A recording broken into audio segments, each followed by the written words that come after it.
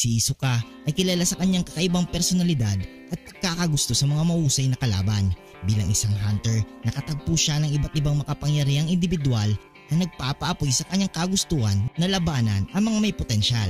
Isa sa mga taong ito ay si Satots, ang unang examiner sa Hunter exam. Ang lihim na paghamon ni Hisoka kay Satots ay maaaring nagsimula sa panahon ng Hunter exam. Si Hisoka na may matalim na pandama sa mga mahuhusay na kalaban ay maaaring napansin ang kakaibang kakayahan ni Satots. Hindi alam ng karamihan ang tunay na lakas ni Satots, ngunit bilang isang examiner, tiyak na may taglay siyang pambihirang abilidad. Satots sa isang kalmadong individual na may malalim na kaalaman sa pangangalaga ng kalikasan at mga ninuno. Siya ay tinaguriang Ruin Hunter. Hindi man ipinakita ang kanyang buong kakayahan sa Hunter exam, ang kanyang tungkulin bilang examiner ay nagpapaiwatig na siya ay may sapat na lakas upang mapanatili ang kaayusan at kaligtasan ng mga kalahok.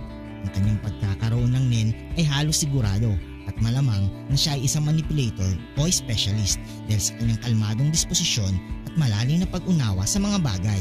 Si Hisoka sa kabilang banda ay isang transmuter na may kakayahang magpalit ng aura upang maging isang malagkit at nababanat na substansya na tinatawag niyang Banjigam. Bukod dito, may malawak siyang kaalaman sa NEN at iba't ibang strategy sa pakikipaglaban. Ang kanyang sadistikong kalikasan ay nagbibigay sa kanya ng kakaibang determinasyon at kakayahang mag-adjust sa iba't ibang sitwasyon. Kung magkakaroon ng lihim na labanan sa pagitan ng dalawa, magiging isang kapanapanabik na tagpo ito. Narito ang isang posibleng senaryo na mangyayari sa laban ng dalawang malakas na NEN user. Una, ang pag-iispiya at paghahanda.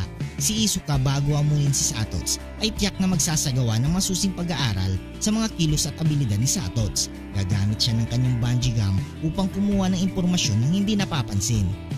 Pangalawa, ang hamon. Sa isang tahimik na lugar sa loob ng kagubatan, lalapit si Hisoka kay Satots at magpapayag ng kanyang hamon. Si Satots na handa sa anumang sitwasyon ay tatanggapin ito ng kalmado. Pangatlo, ang simula ng labanan. Magsisimula ang labanan sa mga simpleng galaw.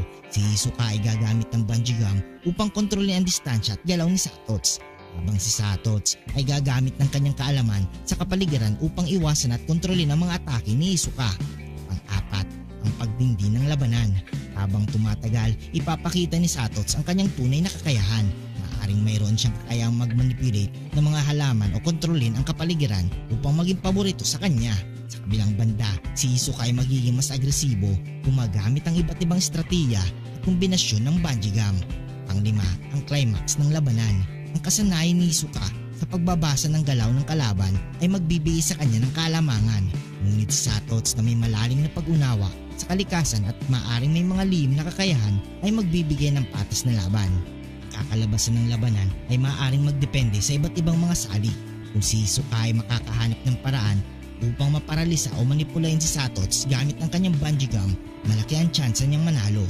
Subalit kung si Satots ay may taglay ng mga hindi inaasahang kakayahan na makakapantay sa estratehiya ni Hisoka, maaaring maging patas ang laban o baka si Satots pa ang lumamang. Ang teorya ng lihim na paghamon ni Hisoka kay Satots ay isang magandang pag-usapan dahil sa kakaibang kombinasyon ng kanilang mga kakayahan at personalidad. Hisoka ay isang masiding mandirigma na laging naghahanap ng hamon, habang si Satots ay isang kalmadong examiner na may malalim na kaalaman at posibleng mga lihim na abilidad. Ang kanilang labanan ay magiging isang klasikong tagpo ng dalawang magkaibang estilo ng pagkikipaglaban. At anuman ang magiging resulta, siguradong ito ay magiging isang hindi malilimutang sagupaan. Kung nagustuhan mong video ito, huwag niyong kalimutang mag-like at subscribe and hit notification bell button para updated kayo palagi sa ating video. Maraming salamat.